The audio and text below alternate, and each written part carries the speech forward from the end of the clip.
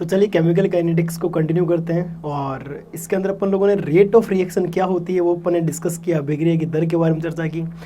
अब अपन जब अभिक्रिया की जो दर है, रेट ऑफ रिएक्शन है, वो क्या होती है और उसके क्वेश्चंस कैसे बनते हैं अपन ने सीखा, और किस तरह के न्यूमेरिकल्स आते हैं आप लोगों ने ट्राई किए, आपको अच्छा भी लगा होगा। नेक्स्ट अपन बात करते हैं फैक्टर्स अफेक्टिंग। देखो फैक्टर अफेक्टिंग केवल 3 ही अपने कोर्स में। वैसे रिएक्शन को कौन से फैक्टर अफेक्ट करते हैं यदि वो पता चल जाए तो उस पर उन फैक्टर्स की हेल्प से अपन रिएक्शन को मॉनिटर कर सकते हैं, उस पर काबू या कंट्रोल कर सकते हैं। तो बेसिकली कुछ फैक्टर्स अपने को कहीं ना कहीं देखने को मिलेंगे, लेकिन मेनली जो डीप स्टडी है वो केवल कुछ 3 ही फैक्टर उनके अपने को सीखने हैं। तो पहले कौन से फैक्टर अफेक्ट करते हैं उनको लिखूंगा मैं, फिर जो पहले ही फैक्टर है उसको अपन सीखेंगे। चलो तो इनिशियल से स्टार्ट करते हैं अपन लोग। फैक्टर अफेक्टिंग, पहली हेडिंग रेट ऑफ रिएक्शन हो गई, तो फैक्टर अफेक्टिंग पे आते हैं। तो लिखते हैं factor affecting rate of reaction.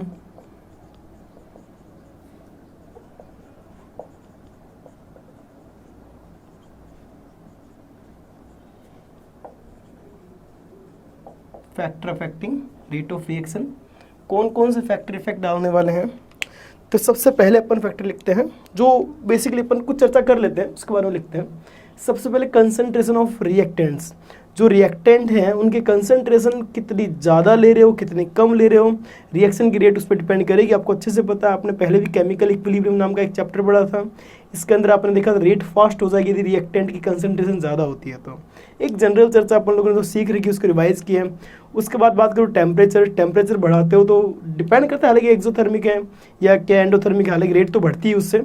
तो रेट पे क्या इफेक्ट पड़ेगा, टेम्परेचर का। कैटलिस्ट रेट पर मतलब इफेक्ट डालता है, कैटलिस्ट भी एक अच्छा फैक्टर है। ये 3 फैक्टर, कंसंट्रेशन, कैटलिस्ट और टेम्परेचर, ये तो अपने डीप स्टडी है, बढ़िया से हर चीज़ सीखेंगे।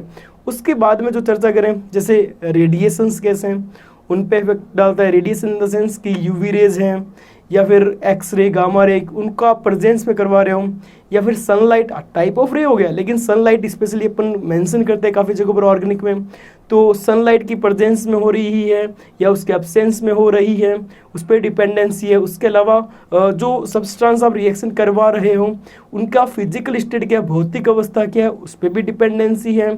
इसके अलावा आप देखो कि जो रिएक्टेंट्स यदि सरफेस पे एडजॉर्ब हो रहे हैं तो सरफेस एरिया कैसा है, कितना ज़्यादा सरफेस एरिया। हालांकि छोटे छोटे फैक्टर कहीं ना कहीं रेट को इफेक्ट डालते ही हैं, ये छोटे छोटे कारक है जो प्रभावित करते हैं अभिक्रिया की दर को। लेकिन इनमें 3 मेन इफेक्ट जो अपने को सीखने हैं, तो मैं उन्हीं से स्टार्ट करता हूँ। इनको भले लिखो, सही की बात है, मतलब जब कोर्स में है ही नहीं, भले लिख दो, बोर्ड में यदि कम है तो कम है बोर्ड के एग्जाम में। तो पहला फैक्टर डालता हूँ कंसंट्रेशन। पहला फैक्टर है इफेक्ट ऑफ कंसंट्रेशन।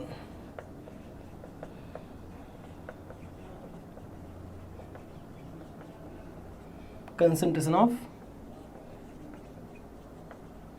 रिएक्टेंट, जो रिएक्टेंट है उसकी कंसंट्रेशन कैसे इफेक्ट डालती है। हालांकि रिएक्टेंट का एक्टिव मास बोलना चाहिए, कंसंट्रेशन थोड़ा सा मतलब एक स्पेसिफाइड टर्म हो गया, क्योंकि एक्टिव मास के अंदर प्रेशर भी आ सकता है रिएक्टेंट्स का, और कंसंट्रेशन भी आ सकती है, मोल भी आ सकता है। तो एक्टिव मास एक जनरल टर्म है, इसलिए जो डिफाइन किया, जो इफेक्ट देखा गया है वो एक्टिव मास से देखा गया है। और यदि आपको याद है ये एक्टिव मास का जो लॉ है, लॉ ऑफ एक्टिव मास, या फिर गुलबर्ग वागे प्रिंसिपल आपने कहीं सीखा हो यदि तुम्हें याद हो तो, लॉ ऑफ एक्टिव मास या फिर गुलबर्ग वागे प्रिंसिपल, उसी ने बताया, उन्होंने बताया, अच्छे से एक्सप्लेन किया किस तरह से फैक्टर इफेक्ट डालती है रेट ऑफ रिएक्शन पर। याद करो, कहीं सीखा हो तुम, यदि याद आया तो मेरे से वीडियो को पॉज करो, नीचे लिखो, यदि सही लिखा तो आप सही थे, अदरवाइज एडिट करके सही कर देना, और तो क्या है। पर तुम्हें याद होना चाहिए एटलीस्ट। 11th क्लास में केमिकल इक्विलिब्रियम में सिखाया जाता है, अपन गुलबर्ग वागे प्रिंसिपल सीखते हैं, वहाँ पर सिखाया जाता है rate of reaction is directly proportional to, rate of reaction is directly proportional to active mass of multiplication of active mass of reactant and reactants with their power of stoichiometry. मैं इस statement को लिखता भी हूँ और समझाता भी हूँ। ये कहाँ से समझाया गया, लॉ ऑफ एक्टिव मास से समझाया गया, लॉ ऑफ एक्टिव मास से समझाया गया, एक्टिव मास से समझाया गया। लॉ ऑफ एक्टिव मास बोल दो या गुलबर्ग वागे प्रिंसिपल बोल दो।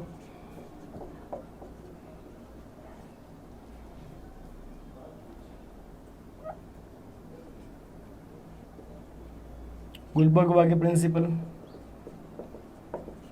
इन्होंने समझाया, इन्होंने क्या बोला, rate of reaction is directly proportional to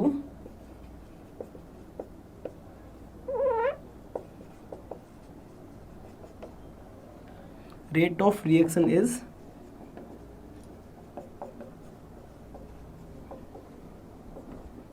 proportional to active mass of multiplication of active mass, ज़्यादा अच्छा रहेगा, proportional to multiplication of active mass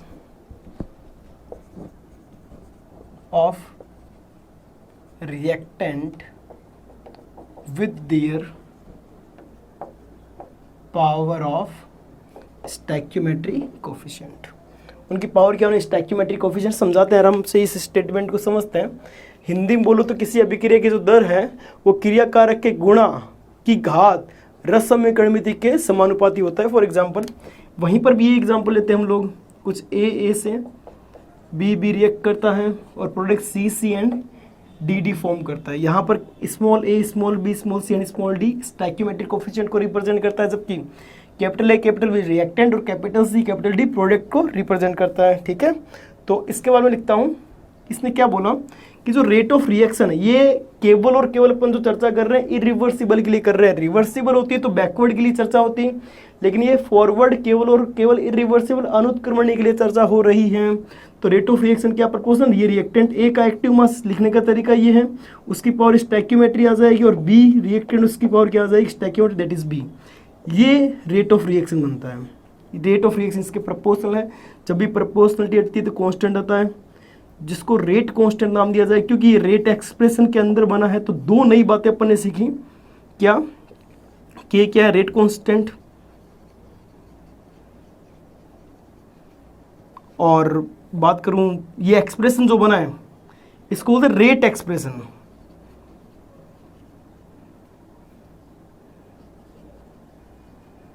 या रेट लो भी बोलते हैं, दर पद या दर नियम बोलते हैं इसको। ठीक है, अब मैं चर्चा करता हूं कि ये किस तरह से मतलब वेरी करता है, चेंज होता है। देखो इससे पता चल रहा है कि इनिशियली रिएक्टेंट जितने ज़्यादा लोगे, जैसे आपने 1 मोलर लिया तो रेट उतनी ज़्यादा आएगी, 2 मोलर लोगे और ज़्यादा हो जाएगी, 3 मोलर, और जो बढ़ोतरी वो पावर्स में हो रही है यार, बड़ी बात ये है। हालांकि वैल्यूज के साथ जब चर्चा करूंगा तो ज़्यादा अच्छा लगेगा तुम्हें, लेकिन जब मैंने एक बार फिक्स ले ली कंसंट्रेशन और समय के साथ रिएक्शन आगे प्रोसीड करेगी, एक अलग चर्चा कर रहा हूँ मैं। यदि एक बार मैंने फिक्स कंसंट्रेशन ले ली, तो यदि मैं इनिशियल कंसंट्रेशन चेंज करता हूँ तो इनिशियल रेट भी चेंज होती है, लेकिन मैंने एक कंसंट्रेशन लेकर छोड़ दिया, अब रिएक्शन आगे प्रोसीड होगी। जब रिएक्शन आगे प्रोसीड होगी तो इनकी कंसंट्रेशन धीरे धीरे कम होता जाएगा एक्टिव मास, तो ये यहाँ पर डिक्रीजमेंट आएगा, तो रेट कम नहीं होगी कम। तो इसका मतलब इन जनरली जो कोई भी केमिकल रिएक्शन होती है उसमें जो रेट है समय के साथ डिक्रीज होती है।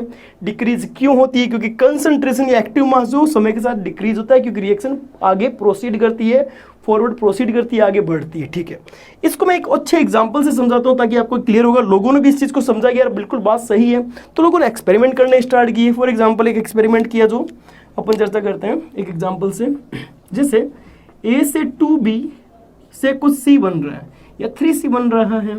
ठीक है, अब इसमें जो रेट एक्सप्रेशन बनेगा वो रेट एक्सप्रेशन क्या बना, रेट इज इक्वल्स टू के ए टू द स्टैक्यूमेट्रिक पावर 1, क्योंकि इसका स्टैक्यूमेट्रिक कोफिशिएंट 1 है, और b की पावर 2 क्योंकि इसका स्टैक्यूमेट्रिक कोफिशिएंट 2 है। अब लोगों ने क्या किया कि इनकी जो इनिशियल कंसंट्रेशन थी वो अलग अलग लेनी स्टार्ट की। ए नोट मतलब ए की इनिशियल कंसंट्रेशन, बी नोट मतलब बी की इनिशियल कंसंट्रेशन, इस पर रेट क्या आ रही थी वो चेक की लोगों ने। तो अलग अलग डेटा पे काम करना स्टार्ट किया और उनसे एक ऑब्जर्वेशन ले रहे थे सब लोग, और नो डाउट एक क्यूरियोसिटी तो थी कि किस तरह से चेंज होती है। जैसे फर्स्ट ऑप्शन, जैसे फर्स्ट उन्होंने एक्सपेरिमेंट में डेटा लिया, इसका 1 मोलर लिया कंसंट्रेशन इनिशियल, इसका भी 1 मोलर लिया। जब दोनों 1 मोलर लिए होंगे तो रेट कुछ आ रही हो, कुछ भी वैल्यू, हालांकि इसकी जगह वैल्यू भी हो सकती थी, लेकिन जैसे मैंने इसको 2 मोलर किया, इसको 1 मोलर रखा, तो इसका 2 मोलर कर देने से एक बात बताओ क्या रेट एक्सप्रेशन कैसा बनेगा। एक बार यहां लिखता हूं मैं, इसको 2 मोलर कर लिया तो आर डेज जो नई रेट आएगी वो क्या आएगी, के 2a इंटू बी का स्क्वायर, बी को सेम रखा है। ठीक है, तो आर डेज क्या आ जाएगा, ये 2 बाहर ले लूं, 2 इंटू के, ए की पावर 1, बी का एक्टिव मास की पावर 2, क्या ये वाला पुरानी रेट नहीं बन गई क्या? तो पुरानी रेट जो है वो क्या आ गई? 2 टाइम्स ऑफ न्यू रेट। पुरानी रेट जो है, सॉरी जो नई रेट है वो पुरानी का 2 टाइम नहीं आ जाएगा, 2 बाहर जो है कॉमन आ गया, तो ये नई रेट जो है पुरानी रेट का 2 टाइम्स नहीं आ गया क्या? और आना भी था ना यार, आपने इसको डबल किया, आपने इसको डबल किया, 2 बाहर आ गया, बचा हुआ एक्सप्रेशन है जैसे जैसे रहा, तो नई रेट जो आएगी इसको डबल कर देने पर रेट भी डबल नहीं हो जाएगी क्या?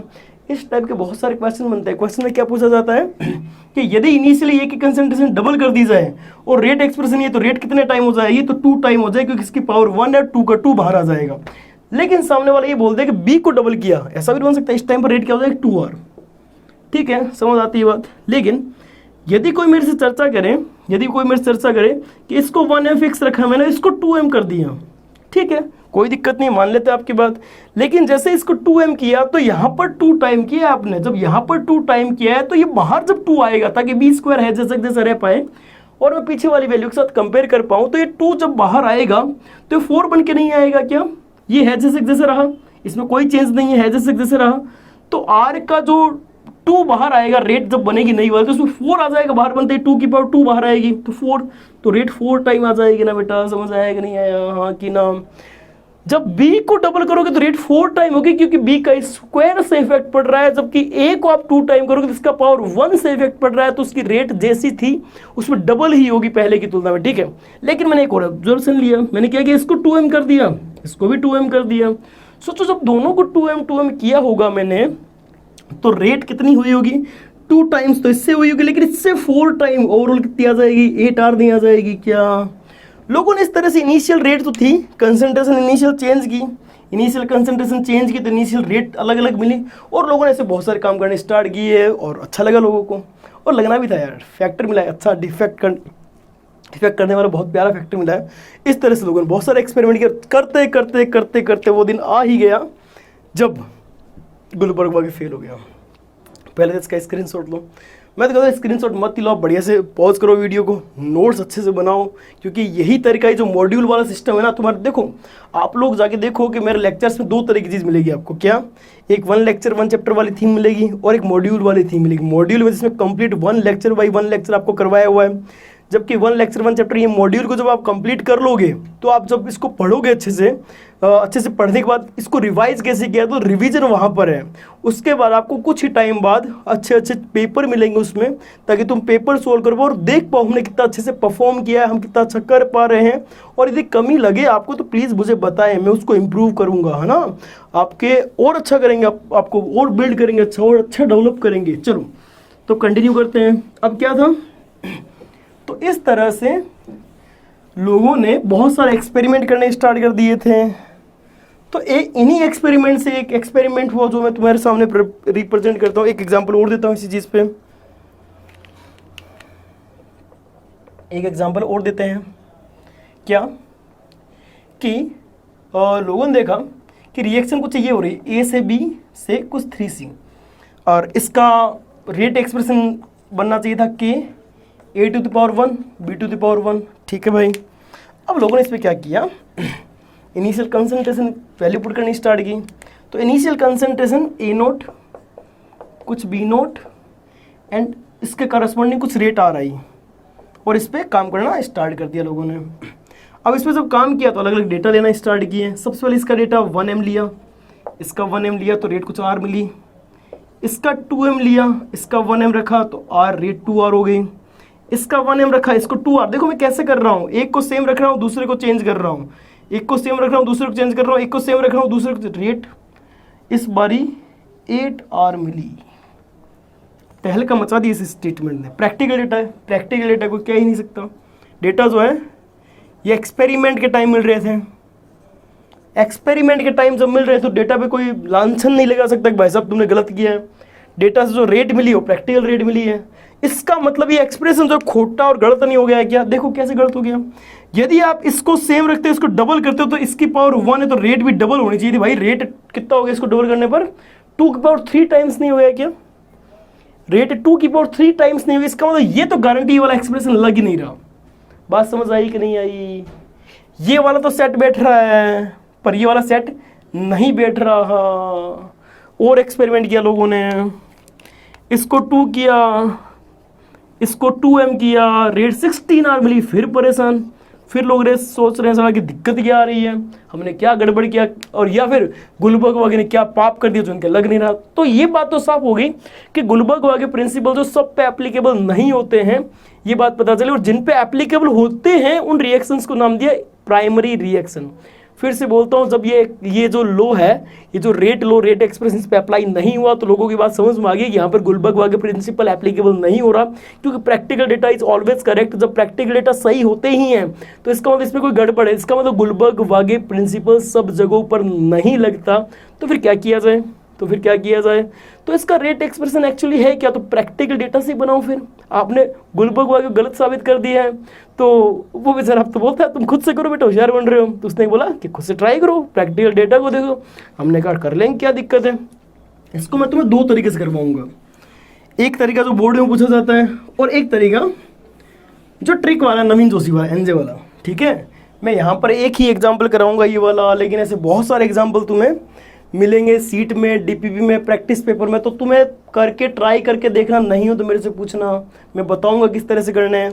पहला तरीका जो अब तुम्हें बोर्ड में करना है, तो सबसे पहले तुम रेट एक्सप्रेशन मानोगे। लेट अज्यूम अपन रेट एक्सप्रेशन मानते हैं, k is to a to the power x, पता नहीं क्या है, b to the power y, पता नहीं क्या है। ठीक है, ये x और y कैलकुलेट करना है। अब मैं एक्सपेरिमेंट के अलग अलग डेटा को काम में लेता हूँ, ये फर्स्ट, ये सेकेंड, थर्ड, ये फोर्थ, अलग अलग जो डेटा दे रखे थे एक्सप्रेशन में, उन डेटा को काम में लेता हूँ। तो फर्स्ट डेटा को काम में लेता हूँ, फर्स्ट वाले डेटा को काम में लिया मैंने।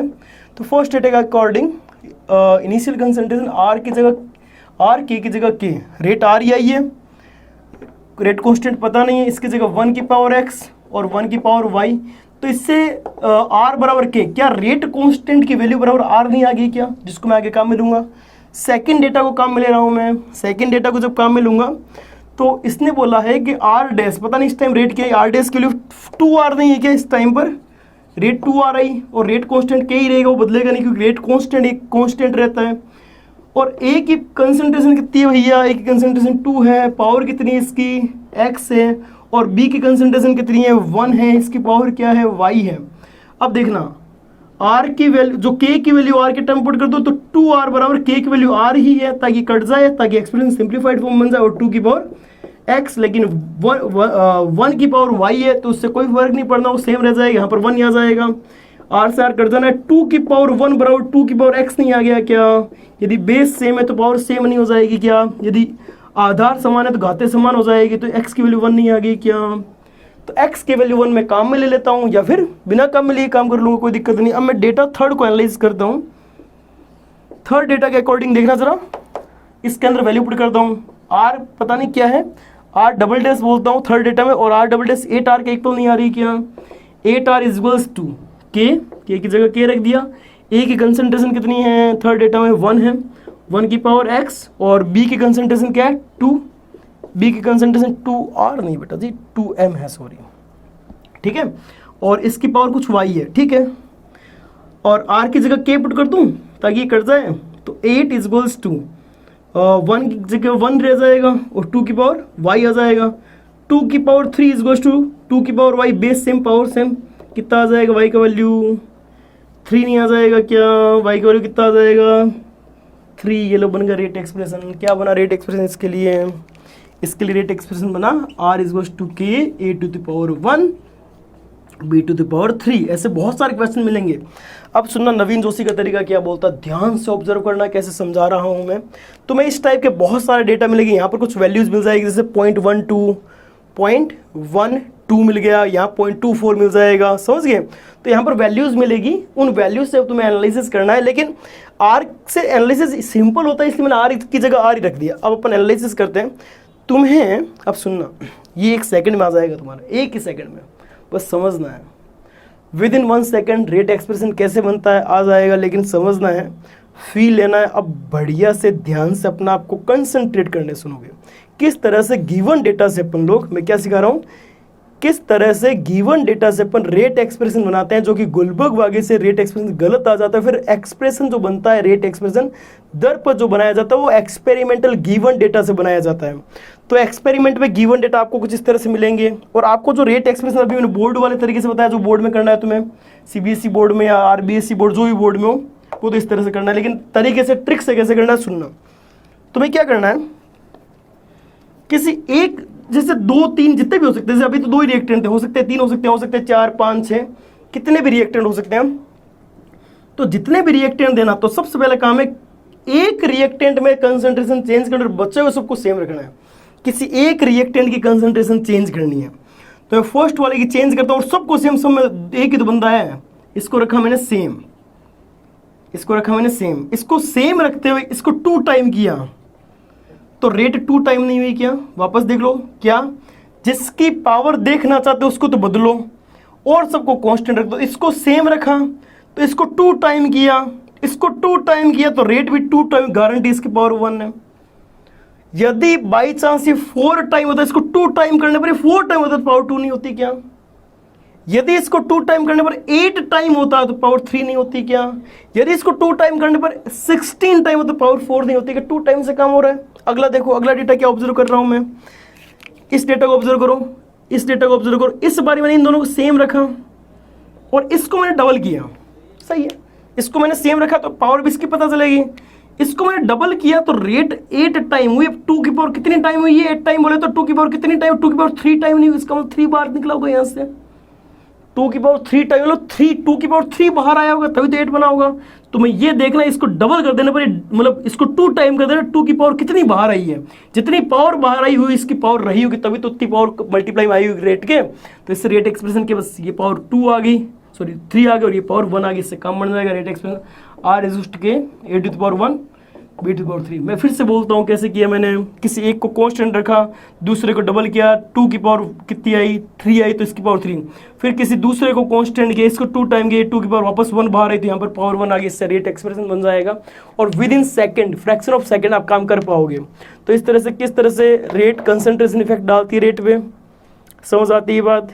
और कंसंट्रेशन बदलने पर कैसे बदलता है इनिशियल रेट वो पता चला, रेट समय के साथ डिक्रीज होती है वो पता चला, गुलबर्ग ने इसको समझाया वो पता चला, रेट एक्सप्रेशन क्या होता है वो पता चला। हर रिएक्शन का रेट एक्सप्रेशन हमेशा सही हो गारंटी नहीं है, लेकिन प्राइमरी का जो बनेगा वो थ्योरेटिकल डेटा और प्रैक्टिकल डेटा सेम बनेगा, लेकिन प्राइमरी के अलावा जो कॉम्प्लेक्स रिएक्शन उसका रेट एक्सप्रेशन प्रैक्टिकल डेटा से ही बनता है।